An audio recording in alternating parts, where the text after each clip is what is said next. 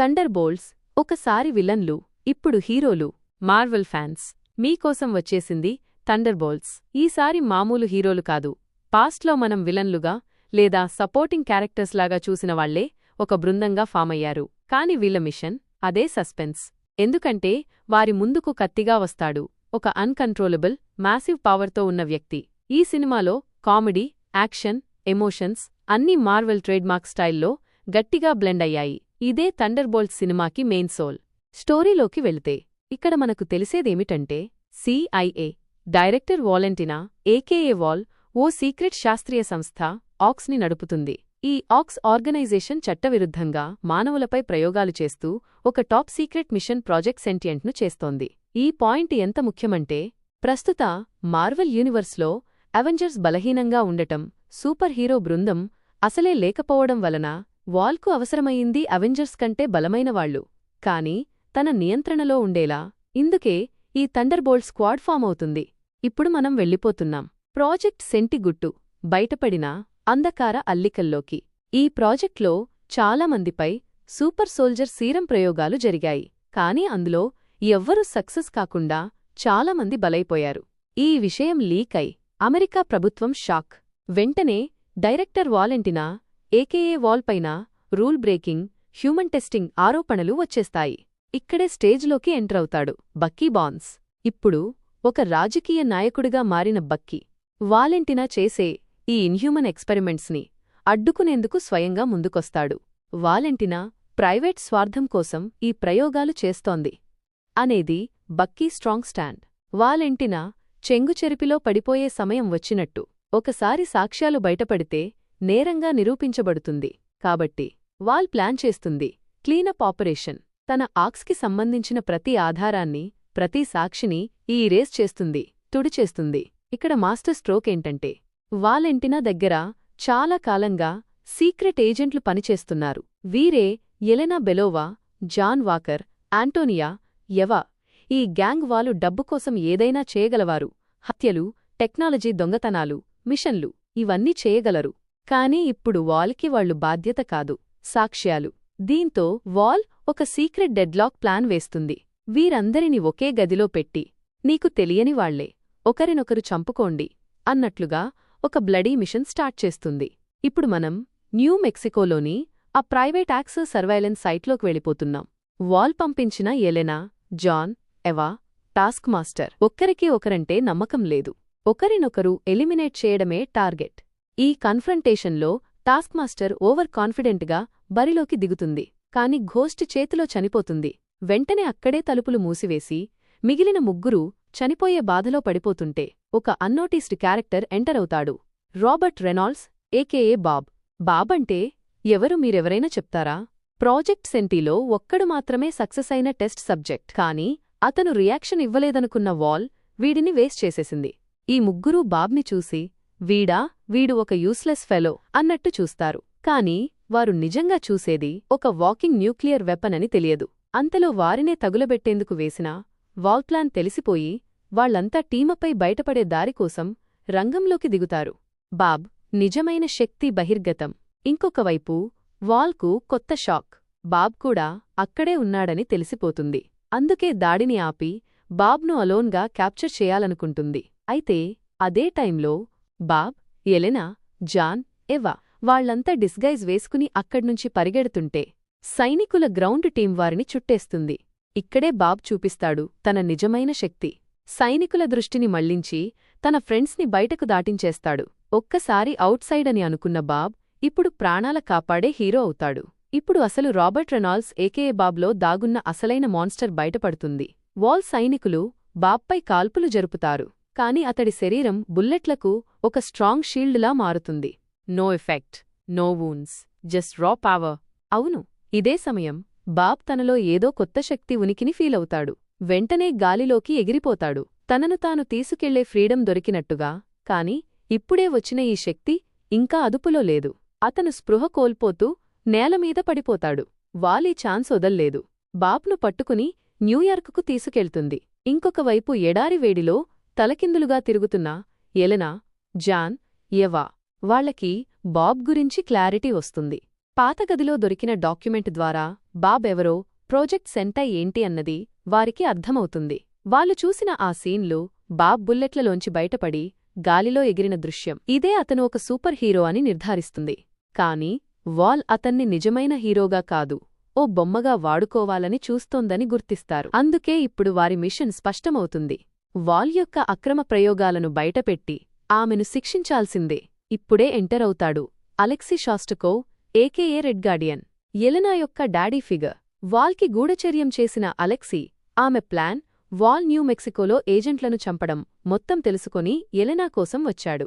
అతని కారులో యెలెనా, జాన్, ఎవా కలిసి బయలుదేరతారు. కాని పక్కనే ఉన్న టార్గెట్ స్పాట్లా వాల్ సైనికులు వారిని అడ్డుకుంటారు. పూర్తిగా చుట్టుముట్టబడ్డ ఆ పరిస్థితిలో ప్లాన్ ఏ లేదన్నట్లుగా సిచ్యువేషన్. అయితే అదే సమయంలో స్టేజ్ మీదికి వస్తాడు బక్కీ. మార్వెల్ యూనివర్స్లో మనకి తెలిసిన వింటర్ సోల్జర్ బక్కీ వాల్ సైన్యాన్ని ఉరికించి ఒకే స్పీచ్లో వారికి షాకిస్తాడు. కాని ఇదంతా హెరోయిక్ సేవ్ అనుకుంటే పొరపాటు. క్లైమాక్స్ ట్విస్ట్ ఏంటంటే బక్కీ వాల్కి వ్యతిరేకంగా ఆగిపోయాడనుకుంటున్నా. ఇప్పుడు అలెక్సీ కారుపై దాడి చేసి ఆ నలుగురినీ పట్టుకుంటాడు. ఒకప్పుడు జస్టిస్ కోసం పోరాడినవాడు ఇప్పుడు ఎవరి వెనక ఉన్నాడో అనేది మిస్టరీ. అసలైన మైండ్ గేమ్ ప్రారంభం. బక్కీకి తెలిసింది, ఎవా, జాన్, యెలెనా, అలెక్సీకి వాలెంటినా చేసిన దారుణాల గురించి సమాచారం ఉందని. అందుకే వాళ్లను సాక్ష్యాలుగా నిలబెట్టి వాల్ను శిక్షించాలనుకుంటాడు. కాని వాళ్లందరి దృష్టి ఇప్పుడు వాల్మీద కాదు, సెంటి బాబ్ మీద ఉంది. వాళ్ళతన్ని ఏదైనా చేయగలదు అనే ఆందోళన వాళ్లను వెంటాడుతుంది. వాళ్లు బాబ్ గురించి బక్కీకి చెప్పినా అతడు ఆ మాటలను నమ్మడు. ఏజెంట్లందరూ వాల్ని అడ్డుకట్ట వేయాలంటే ఫోకస్ చెయ్యాలి అంటాడు. ఇంకొకవైపు వాలెంటినా తన మెయిన్ గేమ్ ఆడుతోంది. ఆమె ఇప్పుడు అవెంజర్స్ పాత హెడ్క్వార్టర్స్ను కొనుగోలు చేసి దానికి వాచ్ టవర్ అని పేరు పెడుతుంది. అక్కడ బాబును స్పృహలోకి తేచి ఆత్మీయ మాటలతో అతనిలో తప్పించిన బాధను పీలుస్తూ నీవే నిజమైన సూపర్ హీరో అన్న నమ్మకం నింపుతుంది. బాబ్ మానసికంగా చైల్డ్హుడ్ ట్రామా, డిప్రెషన్తో బాధపడే వ్యక్తి. వాల్ ఈ బలహీనతని వాడుకుంటూ అతనికి ఒక కొత్త సూటిస్తుంది, ఒక కొత్త పేరు, సెంటి. ఇది ఏ రివైవల్ కాదు, ఇది ఒక ఓడిపోయిన మనస్సులో గెలిపించే ప్రయోగం. ఇదంతా చూసిన వాల్ అసిస్టెంట్ మిల్ శాంతిగా ఊపిరి తీసుకోలేక బక్కీకి ఫోన్ చేస్తుంది. ఇది అదృష్టాన్ని కాదు, ప్రజలను నాశనం చేసే శక్తిని విడుదల చేస్తున్నాం. ఈ మాటలు విన్న బక్కీ లాస్ట్కి సెంటి ప్లాట్ నమ్ముతాడు. యెలెనా, జాన్, ఎవా, అలెక్సీ అందరిని చేరవేసుకుని ఓ కొత్త బృందం ఏర్పాటు చేస్తాడు. అలెక్సీ తన ఓపిక, ప్రేమతో పేరు పెడతాడు థండర్ బోల్ట్స్. ఇప్పుడు వీరందరూ వాచ్ టవర్లోకి చొరబడతారు. వాల్వాళ్ళని చూశాక గేమ్ రివర్స్ చేస్తుంది. వాళ్లను ఒకరికొకరు అనుమానించేలా రెచ్చగొడుతుంది. ఇదంతా సెంటి ముందు జరుగుతుంది. వెంటనే అలాంటి శక్తివంతుడిపై పోరాటం స్టార్ట్. బాబ్ ఏకేఏ సెంటి మనుషులకే కాదు, గ్రావిటీకి కూడా ఎదురుపోయే మాన్స్టర్. వాడు గాలి, మెరుగైన ఫోర్స్, ఎలిమెంటల్ పవర్స్ అంతా కలబోసి ఒక్కటే బాడీలో. థండర్ బోల్ట్స్ టీం ఒక్కోరిగా పడిపోతుంటారు. చివరికి వారంతా వెనక్కి వెళ్ళిపోవలసిన పరిస్థితి. ఇక్కడ ట్విస్ట్, వాల్ ఆర్డర్ ఇస్తుంది, సెంటివారిని చంపాలి. కాని సెంటి తిరగబడతాడు. నన్ను నీ బొమ్మగా వాడుకుంటావా అని అంటాడు. ఇప్పుడే ప్రారంభం. ఒక భయంకరమైన శక్తి దాన్ని పొనిచెప్పిన వారిపై తిరగబడి తన స్వంత నియమాలతో ప్రాపంచిక దాడిని మొదలుపెట్టబోతుంది. Val the final most sketchiest attempt. తానిచ్చిన రిమోట్ పరికరం ద్వారా బాబ్ను చంపేందుకు ట్రై చేస్తుంది. బాబ్కి ఇదే నమ్మకం తికమకలోకి దింపుతుంది. వాలెంట్ను గట్టిగా ఎదుర్కొంటూ చంపే ప్రయత్నం చేస్తాడు. అయితే అదే సమయంలో అసిస్టెంట్ మిల్ సరిగ్గా టైమింగ్లో రాణిస్తుంది. రిమోట్ని ఆఫ్ చేసి బాబ్ను స్పృహ కోల్పోయేలా చేస్తుంది. వాల్ ఈజీ గేమ్ క్లోజ్ అని పొంగిపోతుంది. కాని అదే రాంగ్ స్టెప్గా మారుతుంది. బాబ్ చనిపోలేదు. ఆ అంతర్లీన చీకటి రూపం వాయిడ్గా బయటకి వస్తుంది. బాబ్లో రెండు సొంత వ్యక్తిత్వాలు. సెంటి శక్తివంతమైన, మంచి, క్షమించగల హీరో. వాయిడ్ నాశనానికి పుట్టిన చెడు భావోద్వేగ పరిపాలన. ఇప్పుడు రిమోట్ వల్ల వాయిడ్కు పైచేయి. అతడి శక్తికి నగరం తట్టుకోలేదు. ప్రతి మనిషిని నీడగా మార్చడం ప్రారంభం. అంతలో థండర్ బోల్ట్స్ దుర్బలతలు చర్చించుకుంటూ విడిపోయారు. కాని సిటీ నాశనమవుతున్నప్పుడు మళ్లీ కలిసిపోతారు. ఒకే లక్ష్యం, బాబ్ను కాపాడడం కాదు, అతడి ఆత్మను బతికించడం. యెలెనా ధైర్యంగా నీడలోకి అడుగేస్తుంది బాబ్ మనస్సులోకి ప్రవేశించడానికి. అక్కడ ఆమె తన గతంలోని బాధ ఎదుర్కొంటూ ముందుకు సాగుతుంది. తరువాత చిన్నప్పటి ఇంట్లో దాగి ఉన్న బాబ్ని పిలుస్తుంది. నువ్వు ఈ బాధల్లో ఒంటరిగా ఉండడం అనవసరం, బయటకిరా అని అంటుంది. ఇంతలో థండర్బోల్ట్స్ సభ్యులంతా ఆ చీకటి మనస్సులోకి ప్రవేశించి అతనికి మానసికంగా మద్దతిస్తారు. ఇతిహాస స్థాయిలో డీప్ సీన్. వాళ్లంతా చేరతారు ఆ ప్రయోగం జరిగిన ప్లేస్కి. వాయిడ్ బాబ్ను చిన్నబుచ్చే మాటలు అంటాడు. నువ్వు ఎప్పటికీ ఒంటరే. అయితే ఎలెనా, జాన్, ఎవా, అలెక్సీ, బక్కీ అందరూ ఒక్కసారిగా బాబ్కి చెబుతారు, నువ్వు ఒంటరిని కాదు, మేమున్నాం. వాయిడ్ వీళ్ళందరినీ చంపాలని ట్రై చేస్తాడు. దీనితో బాబ్ ఆగ్రహంతో వాయిడ్పై తిరగబడతాడు. కాని అంతేకాదు, ఆ చీకటి తిరిగి అతనిమీదే ఆవేశంగా జరుగుతుంది. అతను వాయిడ్లా మారిపోతున్నాడని గ్రహించి థండర్బోల్ట్స్ గట్టిగా ఒక్కటవుతారు. అతన్ని కౌగిలించుకుంటారు. ఇదే అక్కడ బాధ నుండి విముక్తి అయ్యే క్షణం. వాయిడ్ విలీనమైపోతాడు. శాంతి పునరుద్ధరిస్తుంది.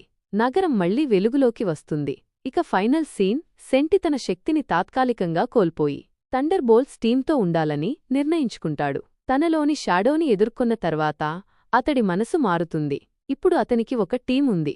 ఇంకొకవైపు బక్కీ, ఎలెనా, మిగతా సభ్యులు వాలెంటినాను అరెస్టు చేయడానికి ప్రయత్నిస్తారు. అయితే వాల్ క్లెవర్లీ ప్రతిస్పందిస్తుంది. ఇవే మన న్యూ అవెంజర్స్ అని ప్రజల ముందు వారికి పేరు పెడుతుంది.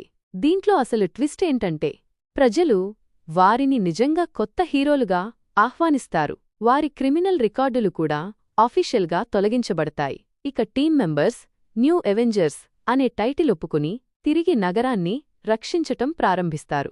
ఇప్పుడు మూవీ ఎండింగ్లో పోస్ట్ క్రెడిట్ సీన్లను ఎక్స్ప్లెయిన్ చేసుకుందాం. డీటెయిల్గా అర్థం చేసుకుందాం. 1 సంవత్సరం తరువాత వాచ్ టవర్ ఇప్పుడు థండర్బోల్ట్స్ హెడ్ క్వార్టర్స్లా మారింది. అందులో సెంటి కూడా ఉన్నాడు. అలెక్సీ అతనిని శక్తి వినియోగించమంటాడు. కాని బాబ్ చెప్పే లైన్ గూస్బంప్స్ ఇచ్చేలా. సెంటిగా మారితే వాయిడ్ కూడా వస్తాడు. బక్కీ మరో షాకింగ్ న్యూస్ చెబుతాడు. శామ్ విల్సన్ అక కొత్త కెప్టెన్ అమెరికా వాళ్లపై కేసు పెట్టాడు. వారు తన అనుమతి లేకుండా అవెంజర్స్ టైటిల్ వాడారనే ఉద్దేశంతో. ఇదంతా చర్చిస్తుండగానే ఒక అంతరిక్ష నౌక భూమివైపు దూసుకువస్తోంది. దానిపై నెంబర్ 4 రాసి ఉంటుంది. Yes, fantastic 4. ఇదే మొట్టమొదటి సంకేతం. వాళ్ల విశ్వం నాశనమైయుండొచ్చు గెలాక్టస్ కారణంగా. మరి next huge event Avengers doomsday.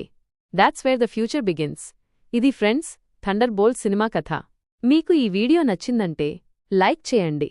మీ అభిప్రాయాన్ని కామెంట్ రూపంలో పంచుకోండి. ఫ్రెండ్స్తో షేర్ చేయండి. సబ్స్క్రైబ్ చేసి బెల్ ఐకాన్ నొక్కడం మర్చిపోవద్దు. చూసినందుకు థాంక్యూ అండ్ మర్చిపోవద్దు. ఇది కేవలం ఒక ముగింపు కాదు, తదుపరి మిషన్కి ఆహ్వానం.